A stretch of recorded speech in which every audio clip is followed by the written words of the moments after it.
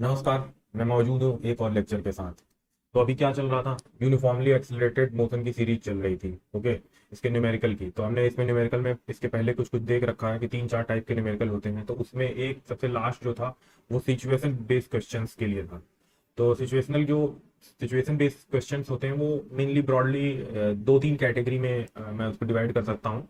तो लेक्चर शुरू करने से पहले, एक्चुअल क्वेश्चन शुरू करने से पहले मैं बता देता हूँ कि क्या क्या क्लासिफिकेशन हो सकते हैं। तो इसमें क्या हो सकता है कि एक बॉडी हो, यहाँ पे आप देख सकते हैं ये बॉडी डिफरेंट डिफरेंट इसकी कंडीशन, इनिशियल कंडीशन और ये मोशन की कंडीशन दे रखी रहेगी। इसमें कुछ भी पूछ सकता है। ये बॉडी इधर से इधर, यहाँ तक से यहाँ तक मूव कर रही है, तो इसमें आपको एवरेज एक्सेलरेशन पूछा जा सकता है।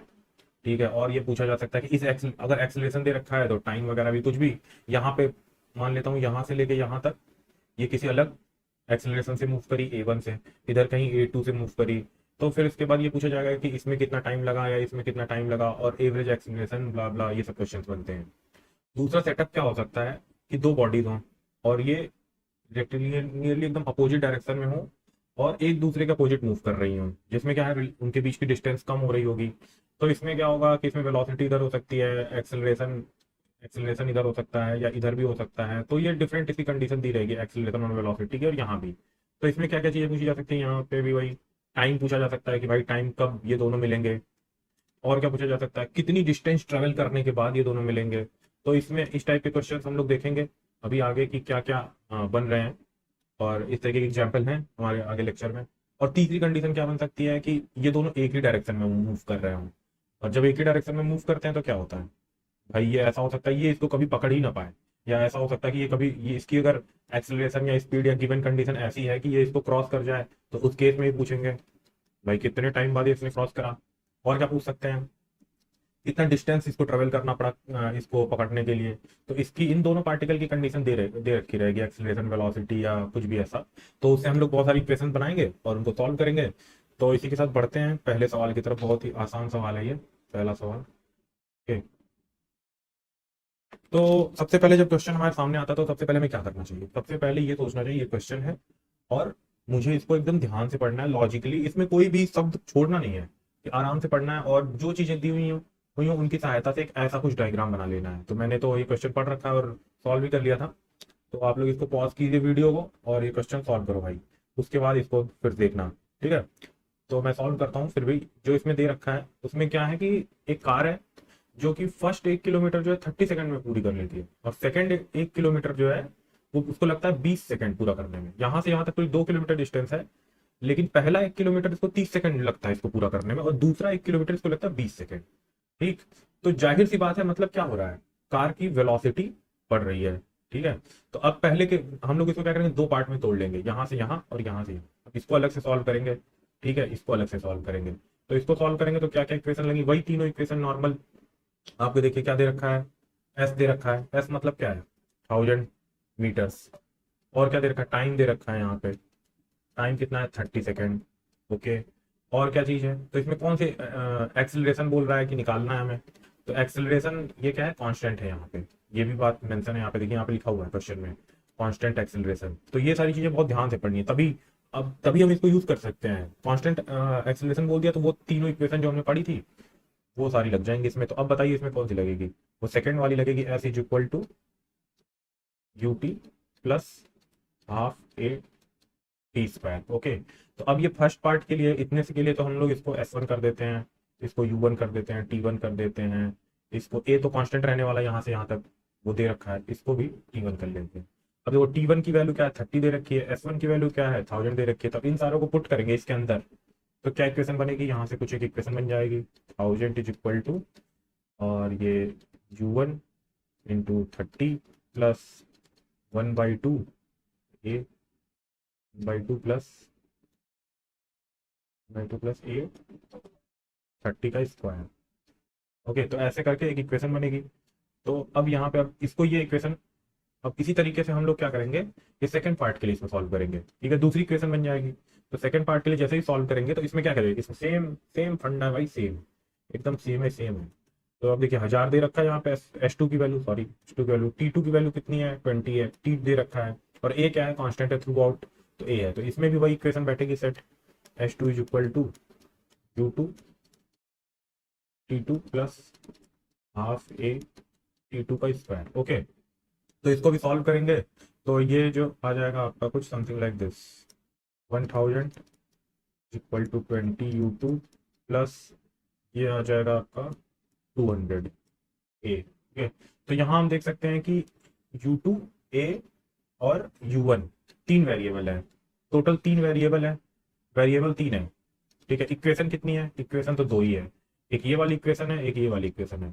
तो अब जब कभी भी, सारे क्वेश्चन के लिए बता रहा हूँ, जब कभी भी ऐसा हो कि दो पार्ट में सॉल्व कर रहे हैं, ठीक है, जनरल कॉन्सेप्ट बिल्डिंग है ये, एकदम लॉजिकल अप्रोच है ये, अगर ये आप सीख जाएंगे तो यही सीखना ही है। बाकी ये सवाल तो जस्ट एक माध्यम है सिखाने का।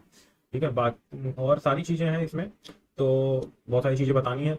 तो आप ये देखेंगे सी पॉइंट पे, तो पार्ट वन की जो लास्ट सी पॉइंट पे जो वेलोसिटी है, स्पीड है, वो क्या है कि पार्ट वन की लास्ट फाइनल स्पीड है और पार्ट टू की इनिशियल स्पीड है।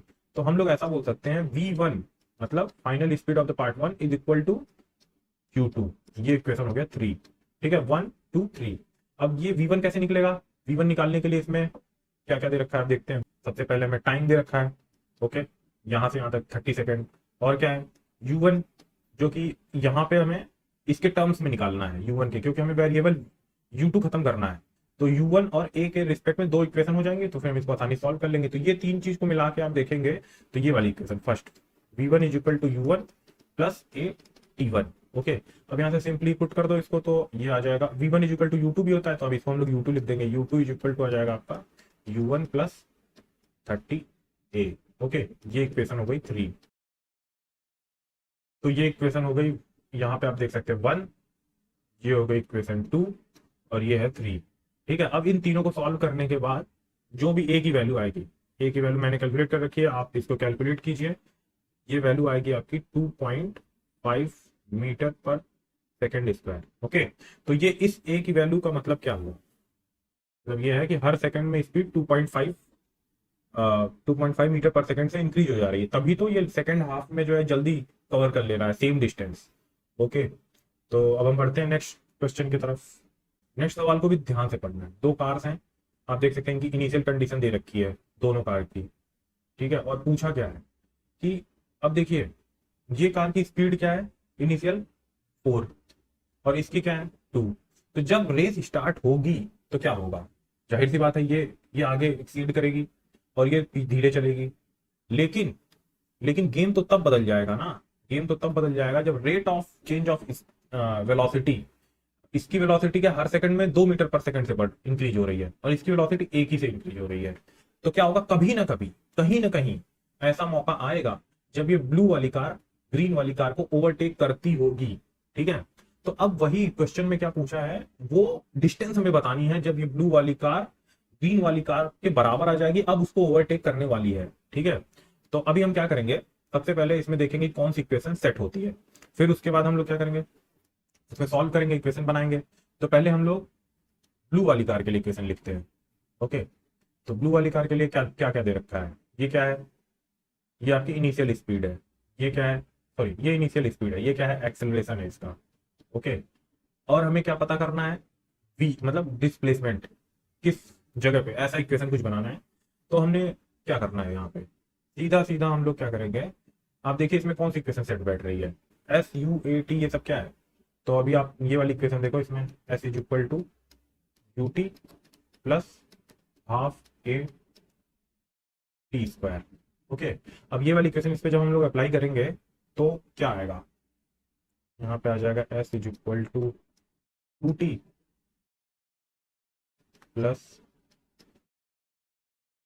T square. ओके, अब ग्रीन वाली अभी यहाँ पे एक टर्न और है, एक चीज और है, जब ये इसको ओवरटेक कर रहा होगा, ब्लू वाली कार ग्रीन वाली कार को जब ओवरटेक कर रहा होगा, तो उस समय दो चीजें बराबर होंगी। एक तो आपका डिस्प्लेसमेंट बराबर होगा और दूसरा क्या बराबर होगा, सोचिए इसको। ये बहुत इंपॉर्टेंट है, ये है टाइम, क्योंकि भाई सेम टाइम पे ही तो, सेम टाइम ऑफ ट्रेवल दोनों का सेम रहेगा और डिस्प्लेसमेंट दोनों का सेम रहेगा, तो उस टाइम पे ही ओवरटेकिंग बोली जाएगी। ठीक है, तो ओवरटेकिंग के लिए ये दो चीज बहुत इंपॉर्टेंट है। तो इसलिए मैं यहाँ पे T1 या T2 इस तरीके का यूज नहीं कर रहा हूँ, क्योंकि दोनों में टाइम तो सेम रहने वाला, तो इसलिए मैंने T लिख दिया इसको। ठीक है, अब ग्रीन वाली कार के लिए सेम इक्वेशन लिखा जाए, तो ग्रीन वाली कार के लिए भी सेम दिया हुआ है, तो सेम इक्वेशन लगेगी S is equal to UT plus half AT square. ठीक है, ए की वैल्यू यहाँ पे डाल देंगे और यू की वैल्यू डाल देंगे, तो समथिंग यहाँ आ जाएगा S is equal to 4t plus T square by 2। Okay, तो अभी यहाँ पे दो इक्वेशन बन गई। अभी हम इनको इक्वेट कर देंगे, तो यहाँ से टी की कुछ वैल्यू निकल के आ जाएगी। तो अब जब इक्वेशन 1 और 2 को सॉल्व करेंगे, तो यहाँ से इन दोनों को सॉल्व करने के बाद जो टी की वैल्यू निकल के आएगी वो है T is equal to 4 seconds. Okay, अब इस 4 सेकेंड को हम लोग क्या करेंगे, इस सेम इक्वेशन में पुट कर देंगे, तो हमें डिस्प्लेसमेंट मिल जाएगा कि अभी किसी भी कार के लिए, फॉर एग्जांपल मान लेता हूँ ग्रीन वाली कार के लिए, तो अब ये देख लेंगे कि 4 सेकेंड में ग्रीन वाली कार कितनी चली या फिर ब्लू वाली कार कितनी चली, दोनों सेम ही चलेंगी, तो किसी पे भी अप्लाई कर सकते हैं। तो फॉर एग्जाम्पल टी दे रखा है 4 सेकेंड, यू की वैल्यू कितनी दे रखी है 5 मीटर पर सेकेंड, और क्या दे रखा है इसमें, सॉरी हाँ, और ए की वैल्यू कितनी दे रखी है 1 मीटर पर सेकेंड स्क्वायर। ओके, तो अब इस पे कौन सा इक्वेशन अप्लाई होगा जिसमें हमें डिस्प्लेसमेंट निकालना है, तो सेम टू सेम वही होगा ना, S is equal to U T plus half A T square. अब यहाँ से एस की वैल्यू जो निकल के आएगी, अगर आप यू की वैल्यू को रख देंगे, टी की वैल्यू को रख देंगे, ए की वैल्यू रख देंगे यहाँ पे 1, टी की वैल्यू रख देंगे यहाँ पे 4, ऐसे ऐसे रखने के बाद ये आएगी 24 मीटर्स। ओके, तो ये है हमारा इसका आंसर कि 24 मीटर बाद ये जो दोनों कार हैं ये सेम जगह पे कहीं होंगी यहाँ पे। ओके, अब आइए चलिए हम लोग इसको ग्राफ पे थोड़ा विजुलाइज करके देखते हैं कि कैसा मोशन होगा ग्राफ पे। तो सबसे पहले वीटी ग्राफ बनाएंगे हम लोग इसका। वीटी ग्राफ के जो वीटी ग्राफ का जो कर्व होता है, जो उसके अंडर में जो एरिया आता है उसको क्या हम लोगों ने पढ़ा था, उसको क्या बोलते हैं, वो बेसिकली डिस्प्लेसमेंट ही है। और जो स्लोप है वो क्या होता है, वो होता है एक्सीलरेशन। ये चीज मैं आपको रिमाइंड करा दिया मैंने, बाकी पहले वाले लेक्चर में मैंने इसको बहुत डिटेल में डिस्कस कराया है। तो चलिए ग्राफ पे पॉइंट्स लोकेट करते हैं, पहले पहले ब्लू वाली के लिए करते हैं। तो इसमें क्या दे रखा है, इसका एक्सेलरेशन दे रखा है, मतलब ये है कांस्टेंट है, मतलब क्या है कि स्ट्रेट लाइन होगा। किसी भी कर्व का अगर स्लोप कांस्टेंट रहता है तो उस कर्व को स्ट्रेट लाइन ही बोलते हैं। दूसरी बात, और क्या दे रखी है, इनिशियल वेलोसिटी 2 दे रखा है। अब हम क्या करेंगे, यहाँ पे कहीं मार्क करेंगे, ये इनिशियल मैं मान लेता हूँ यहाँ पे इनिशियल वेलोसिटी 2 रही होगी। ओके, अब इसको, इसका जो रेट है 2 मीटर पर सेकेंड स्क्वायर, तो इसको मैं मान लेता हूँ ऐसे ही, इसका जो स्लोप है उसको डिनोट करने। तो अभी इसका स्लोप जो है वो 2 मीटर पर सेकेंड स्क्वायर को डिनोट कर रहा है। अभी अगर स्लोप इसका 4 होता तो ये और स्लैंटेड होती और ज्यादा वर्टिकल होती, और अगर मान लो कि स्लोप 1 रहता तो ये और ज्यादा थोड़ा एक्स एक्सिस साइड में टिल्टेड होती। अगर जैसे अगर मान लीजिए स्लोप ज्यादा होता है इसका और 2 है अभी, अभी एक्सेलरेशन अगर 4 रहता तो ये और ज्यादा लाइन जो है ज्यादा, मतलब स्लोप की लाइन होती। अब यहाँ पे आप देखें ग्रीन वाली लाइन के लिए क्या केस बनता है, इसमें क्या है कि इसका स्लोप जो है इससे कम है, बट इनिशियल पॉइंट इसका देखिए इससे ज्यादा है, यहाँ कहीं होगा इनिशियल पॉइंट में। ठीक है, अब ये कैसे मूव कर रही है, ये कुछ ऐसे मूव कर रही है। तो अभी देखिए यहाँ पे क्या हो गया, वेलोसिटी बराबर हो गई है, बट वेलोसिटी बराबर होना क्या ये गारंटी देता है कि इसी पॉइंट पे मतलब ये ओवरटेक करेगी, ऐसी कोई जरूरत नहीं, ऐसी कोई जरूरी बात तो है नहीं। तो क्या चीज इस ग्राफ में बराबर हो जाए, तो ऐसा हम लोग समझेंगे कि भाई इसको इस पॉइंट पे या इस टाइम पे ओवरटेक कर रहा है। तो इस ग्राफ के अंदर में जो एरिया है, तो ये जो एरिया, ये वाला जो है, ये जो एरिया है ये वाला, इन दोनों लाइन के बीच में इतना ही एरिया अगर ये इधर बना ले, ठीक है, इधर बना ले, तो उस पॉइंट को हम लोग बोलेंगे कि हाँ यहाँ पे ओवरटेकिंग हो रही है। क्यों, क्योंकि भाई ये एरिया जो इसके अंदर में आएगा ग्रीन कलर में जो एरिया एक्स एक्सिस के अंदर में जो एरिया आएगा, ये क्या होगा आपका, इक्वल टू ये इसके अंदर में जो एरिया आ रहा है। ठीक है, तो दोनों एरिया बराबर हो जाएंगे जब, तो हम लोग ऐसा बोलेंगे। और यही वैल्यू है 4 सेकेंड। ठीक है, ये वैल्यू यहाँ पे जो वैल्यू है, क्योंकि ये एरिया और ये एरिया दोनों बराबर हो गए, तो ओवरऑल ये ब्लू लाइन के अंडर में जो एरिया आ रहा है और ग्रीन लाइन के अंडर में जो एरिया आ रहा है, ये दोनों जहां पे बराबर होंगे वहां पे ओवरटेकिंग हो जाएगी, क्योंकि डिस्प्लेसमेंट बराबर हो गया और टाइम भी बराबर है। ओके, तो ओवरटेकिंग हो गई। तो इससे हमें सीखने को मिला। तो अब हम बढ़ते हैं नेक्स्ट सवाल की तरफ। अभी ये सवाल भी बहुत मजेदार है। ठीक है, ये थोड़ा थोड़ा सा डिफिकल्टी लेवल, थोड़ा विजुअलाइजेशन का सवाल है ये, थोड़ा इसको देखते हैं कि क्या कर सकते हैं इस सवाल में। ओके, तो इस सवाल में दे रखा है, बहुत इसको ध्यान से पढ़िए। इसमें क्या है कि इसकी एक्सेलरेशन और डी एक्सेलरेशन ट्रेन की, मतलब जो मैक्सिमम एक्सेलरेशन और डी एक्सेलरेशन होता है उसकी वैल्यू इन्होंने कांस्टेंट कर दी, उसको ए के बराबर बोल दिया है। ठीक, अब ये क्या है, इसकी कैपेसिटी है बेसिकली। ये क्या है, इस चीज की कैपेसिटी, ट्रेन की कैपेसिटी है कि मैक्सिमम टू मैक्सिमम ए, इस पे ए एक्सेलरेशन से एक्सेलरेट हो सकती है या सेम मैग्नीट्यूड से डी एक्सेलरेट भी हो सकती है। तो अभी ये स्टेशन ए पे है, और मतलब ए पे है, रुकी हुई है, तो यानी इनिशियल वेलोसिटी 0 है। ठीक, और अभी इसको बी पे जाना है, बी पे जाना है, तो अब यहां भी जाएगी तो रुकेगी ना, तो यहाँ पे जाने के लिए फाइनल वेलोसिटी भी 0। ओके, अब ये बोल रहा है कि ऐसा मिनिमम टाइम बताइए जिसमें ये ट्रेन ए से बी तक पहुंच जाए, एक्सेलरेट भी करेगी और फिर ब्रेक, जब एक्सेलरेट करेगी बहुत तेजी से, फिर उसके बाद इसको ब्रेक लगाना होगा, क्योंकि इसको बी पे रुकना भी तो है, ऐसा तो नहीं है कि बी पे रुकना नहीं, इसलिए इसको डीएक्सेलरेट करना पड़ेगा। अगर ऐसा पूछता कि ए से बी तक जाने में मिनिमम टाइम कितना होता, तो सीधे एक्सेलरेशन वाला इक्वेशन लगा के, और डिस्प्लेसमेंट डी दे रखा है दोनों के बीच में सेपरेशन, तो वो लगा देते तो मिनिमम टाइम आ जाता। लेकिन ऐसा नहीं करना है, यहाँ से चलना है इसको, और यहाँ पे रुकना भी है, तो ब्रेक भी लगाना है। और जो ब्रेक लगा सकता है ये मैक्सिमम -a से, जैसे सेम मैग्नीट्यूड से डीएक्सेलरेट कर सकता है। तो अब जैसे फॉर एग्जांपल हम लोग का एक प्रैक्टिकल एग्जाम होगा, जैसे लाइफ से रिलेटेड एग्जांपल बताता हूँ। जैसे हम लोग बाइक से एक जगह से दूसरी जगह जाना है, फॉर एग्जांपल कहीं एक मान लो कि 10 मीटर जाना है, तो अगर मिनिमम टाइम में हमें जाना है तो क्या करते हैं हम लोग, मैक्सिमम जितना हो सकता है उतना एक्सीलरेट करते हैं, फिर मैक्सिमम जो है वो ब्रेक लगाते हैं, मैक्सिमम तो जल्दी पहुंच जाते हैं। हमारे पास ऑप्शन ये भी है कि हम धीरे धीरे चलते रहें एक कॉन्स्टेंट स्पीड में, तो लेकिन उसमें क्या है कि उसमें टाइम आपको ज्यादा लगेगा। ठीक है, ये तो हो गई प्रैक्टिकल एग्जाम्पल की बात। अब इसको हम सॉल्व करते हैं। तो मैं मान लेता हूँ कि एक्स डिस्टेंस तक ये एक्सेलरेट कर रही होगी कहीं, और फिर उसके बाकी आगे वाले नेक्स्ट डिस्टेंस में ये डी एक्सेलरेट कर रही होगी। तो अब इसके लिए फर्स्ट, इसमें भी देखिए दो पार्ट हो गए, एक फर्स्ट पार्ट और सेकंड पार्ट। तो फर्स्ट पार्ट के लिए इक्वेशंस लिखेंगे, बहुत इसमें कोई बहुत ही रॉकेट साइंस नहीं है, इक्वेशंस इसको लिखेंगे हम लोग। तो अभी हम इसमें कौन सी इक्वेशन लगाएंगे, तो इसमें आपको जो सबसे बढ़िया इक्वेशन, ये आप इसमें दो इक्वेशन लगा सकते हैं यहाँ पे।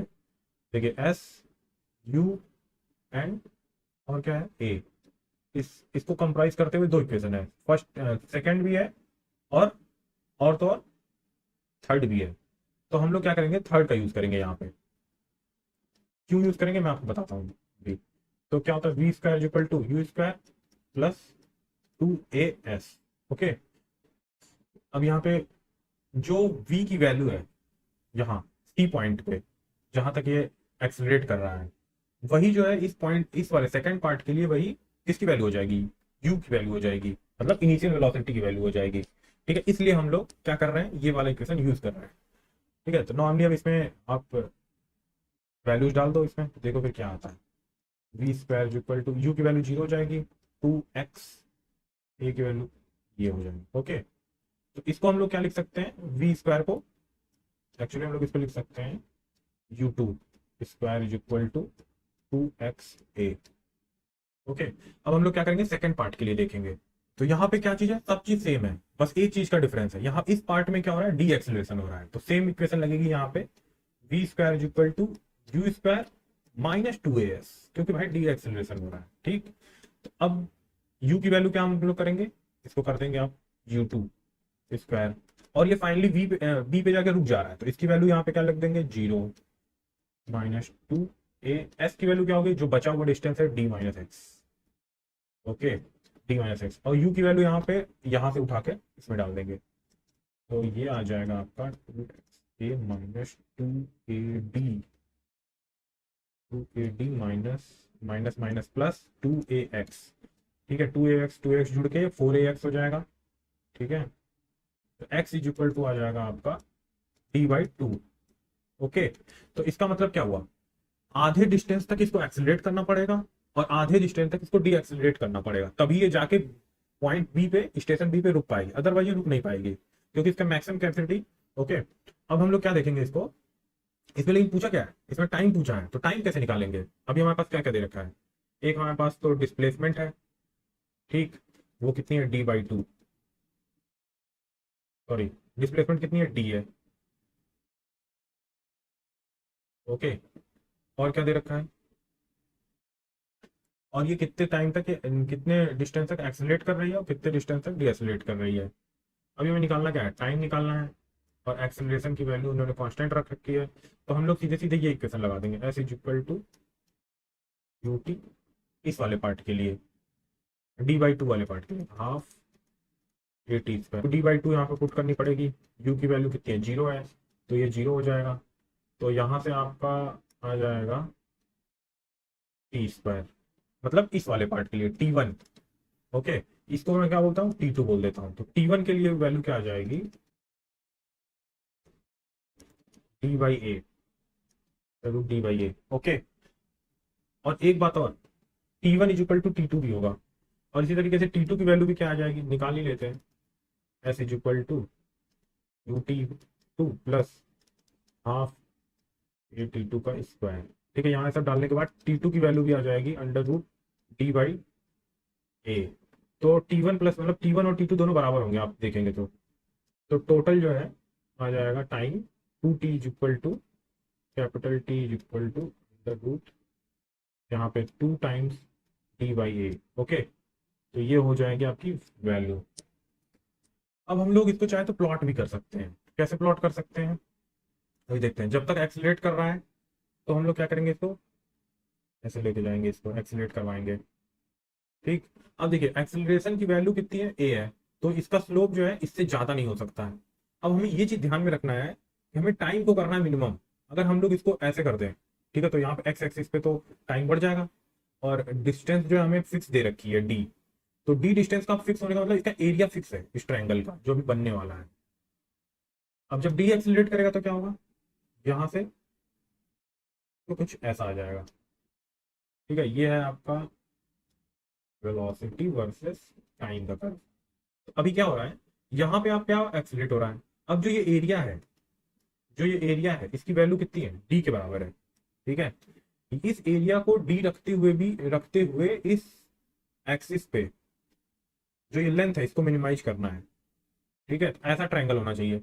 अगर मेरे पास ऑप्शन होता कि और ज्यादा मैं एक्सीलरेट कर सकता तो मैं इसको और ज्यादा स्लैंट बनाता, फिर और ज्यादा नीचे इसको नीचे ले आता, मैं यहीं कहीं खत्म हो जाता। जैसे फॉर एग्जांपल मुझे एरिया अगर डी ही रखना है, अगर एरिया डी रखना है, अगर मेरे पास कैपेसिटी होती ट्रेन ज्यादा तेज एक्सीलरेट करने की, तो हो सकता था कि मैं ऐसे कर लेता इसको।